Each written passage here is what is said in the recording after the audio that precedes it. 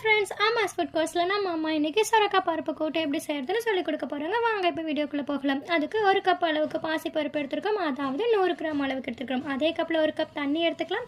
1/4 kilo சொரக்காய் எடுத்துருக்கோம், 2 பச்சை மிளகாயை 4 கீரி எடுத்துருக்கோம், 3 பல் பூண்டு எடுத்துருக்கோம், கொஞ்சமாக கருவேப்பிலை எடுத்துருக்கோம், தேவையான அளவுக்கு உப்பு சேர்த்துக்கலாம், 1 ஸ்பூன் அளவுக்கு மஞ்சத்தூள் சேர்த்துக்கலாம்.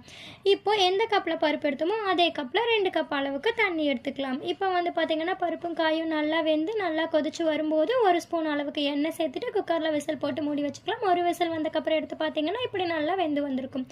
இப்போ தாளிப்புக்கு 2 ஸ்பூன் அளவுக்கு எண்ணெய், கொஞ்சமாக கடுகு, 1/4 ஸ்பூன் அளவுக்கு சீரகம் சேர்த்துக்கலாம். அதுக்கப்புறம் வந்து பார்த்திங்கன்னா அதில் 2 பச்சை மிளகாயும் கொஞ்சமாக கருவேப்பிலையும் சேர்த்துட்டு 1/4 ஸ்பூன் அளவுக்கு பெருங்காயத்தூள் சேர்த்து தாளித்து பருப்பில் கொட்டிக்கலாம்.